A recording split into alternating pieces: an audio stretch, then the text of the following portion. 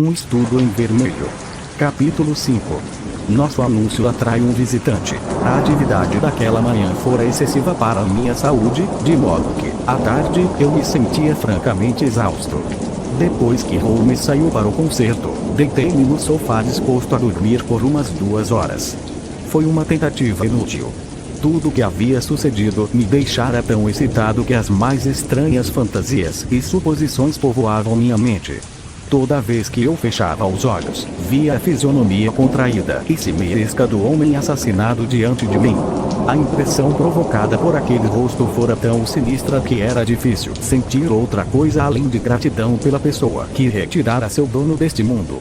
Se as feições humanas alguma vez já revelaram o vício em seu aspecto mais malévolo, sem dúvida eram as de Enoch J. Drebber, de Cleveland. Mesmo assim, eu reconhecia que era preciso fazer justiça, e que a depravação da vítima não constituía atenuante aos olhos da lei. Quanto mais eu pensava no caso, mais extraordinária me parecia a hipótese de meu companheiro, de que o homem fora envenenado. Lembrei-me de que ele cheirara os lábios do cadáver, e tinha certeza de que ele detectara algo que sustentava esta ideia. Bem, se não fosse veneno, o que mais poderia ter provocado a morte do indivíduo, se ele não apresentava ferimentos nem sinais de estrangulamento? Ao mesmo tempo, de quem seria aquele sangue que manchara tanto o assoalho? Não havia sinais de luta, e a vítima não possuía nenhuma arma com a qual pudesse ter ferido o adversário. Enquanto todas essas perguntas ficassem sem resposta, era quase um certo que eu e Holmes não conseguiríamos conciliar o sono. As maneiras calmas e confiantes de meu companheiro, no entanto, convenciam-me de que ele já havia formulado alguma teoria que explicasse todos os fatos, embora eu não pudesse imaginar, nem por um momento, qual seria. Holmes voltou muito tarde, tão tarde que só o concerto não seria capaz de detê-lo por tanto tempo. O jantar já estava na mesa antes de seu regresso. Foi magnífico. Ele exclamou ao sentar-se. Lembra-se do que Darwin disse sobre a música? Segundo ele, a capacidade de produzi-la e apreciá-la já existia entre a raça humana muito antes de existir a faculdade da linguagem. Talvez seja por isso que nos sentimos tão sutilmente influenciados por ela. Certamente, nossas almas guardam lembranças vagas daqueles séculos envoltos em brumas, quando o mundo ainda estava na infância. Trata-se de uma ideia um tanto ampla, observei. Nossas ideias precisam ser tão amplas quanto a natureza, se quisermos interpretá-la, respondeu ele. O que há com você? Não me parece o mesmo. Sem dúvida, esse caso da Bristol Road deixou perturbado. Para ser franco, deixou mesmo, falei. Depois de minhas experiências no Afeganistão, eu devia estar mais insensível. Vi meus companheiros serem dizimados na batalha de Maiwand e não perdi a calma. Posso compreender. Aqui há um mistério, excitando a imaginação, e onde não há imaginação, não existe horror. Já viu o Jornal da Tarde? Ainda não. Faz um relato bastante detalhado do caso, mas não menciona o fato de que uma aliança de mulher caiu ao chão quando o corpo foi erguido. Ainda bem. Por quê? Veja este anúncio, respondeu ele. Mandei publicá-lo esta manhã em todos os jornais, logo após a ocorrência. Atirou o jornal na minha direção por cima da mesa, e passei os olhos pelo ponto indicado. Era o primeiro anúncio da coluna de achados. Foi encontrada esta manhã na Bristol Road, dizia o anúncio, uma aliança de ouro, no trajeto entre a taberna White Hart e Holland Grove. Procurar o Dr. Watson na Baker Street, 221B, entre 8 e 9 desta noite. Desculpe-me por usar seu nome, disse ele. Se publicasse o meu, alguns desses idiotas o reconheceriam e se intrometeriam no caso. Está tudo bem, falei. Mas, se aparecer alguém, eu não tenho nenhuma aliança comigo. Oh, é claro que tem. Ele disse, estendendo-me uma. Esta servirá perfeitamente. É quase idêntica à outra. E quem você acha que virá buscá-la? Ora, o homem do sobretudo marrom, nosso amigo corado de biqueiras quadradas. Se não aparecer em pessoa, enviará um cúmplice. Talvez ele ache arriscado demais. De modo nenhum. Se minha opinião estiver correta, e tenho todos os motivos para acreditar que está, esse homem preferirá arriscar qualquer coisa a perder a aliança. Segundo imagino, ele a deixou cair enquanto se debruçava sobre o corpo de Drebber e não deu por falta dela na hora. Ao sair da casa, percebeu que a perdera e voltou rapidamente, mas viu que a polícia já ocupara o lugar por sua própria culpa, ao deixar a vela acesa. Então, teve que fingir que estava bêbado para afastar as suspeitas que devem ter surgido quando o viram junto ao portão. Agora, ponha-se no lugar dele. Refletindo sobre o assunto, deve ter-lhe ocorrido que poderia ter perdido a aliança na rua, depois de sair da casa. O que fazer então? Examinar ansiosamente os jornais da tarde, na esperança de encontrá-la na coluna dos objetos achados. Garanto como os olhos do nosso homem brilharam quando ele viu o meu anúncio. Ele deve ter ficado eufórico. Por que temer uma armadilha? Em sua opinião, não haveria nenhum motivo para se pensar que a aliança encontrada tem alguma ligação com o crime. Ele virá. Você o verá dentro de 1 hora. E depois? Perguntei. Oh, não se preocupe. Eu me incumbirei de lidar com ele. Tem alguma arma? Tenho meu velho revólver regulamentar e alguns cartuchos. Seria conveniente limpá-lo e carregá-lo. O homem deve estar desesperado, e embora eu o pegue desprevenido, é melhor ficar preparado para uma emergência. Fui para o meu quarto e segui seu conselho. Quando voltei com o revólver, a mesa já estava arrumada e Holmes se entretinha em sua ocupação favorita de arranhar o arco no violino. Os acontecimentos estão se precipitando, anunciou quando entrei. Acabo de receber resposta ao telegrama que mandei para os Estados Unidos. Minha opinião sobre o caso estava correta. E qual é sua opinião? Perguntei, ansioso. Meu violino precisa de cordas novas, observou ele. Ponha seu revólver no bolso. Quando o sujeito chegar, dirija-se a ele com naturalidade e deixe o resto comigo. Não vá amedrontá-lo, encarando-o fixamente. São 8 horas, falei, consultando o meu relógio. Exato. Talvez ele esteja aqui dentro de mais alguns minutos. Abra a porta, deixando-a apenas encostada. Assim. Agora, deixe a chave do lado de dentro. Obrigado. Vê.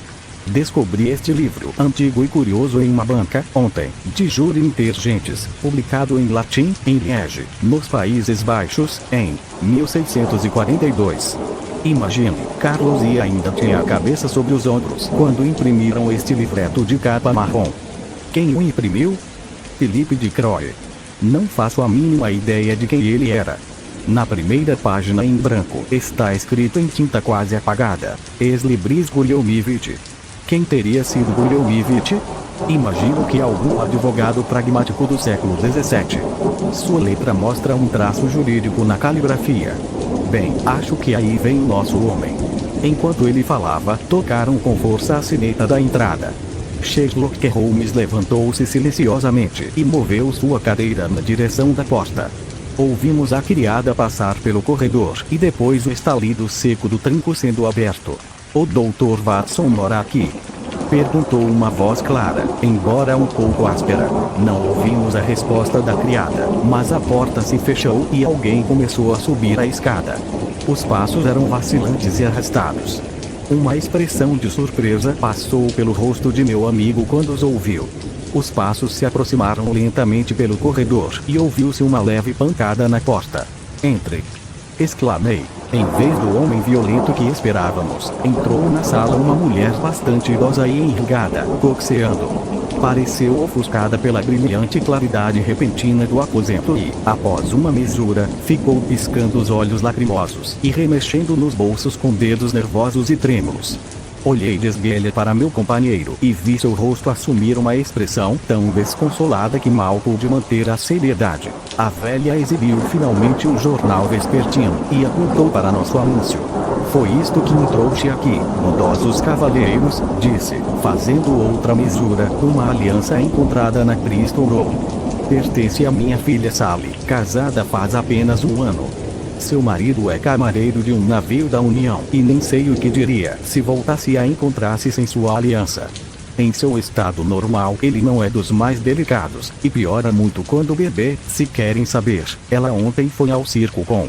A aliança é esta? Perguntei. Deus seja louvado! Exclamou a velha. Esta noite, Sally será uma mulher feliz, sim, e ela mesma. Qual é o seu endereço? Perguntei, pegando um lápis. Duncan Street, 13, em Ormsditch. É um bocado longe daqui.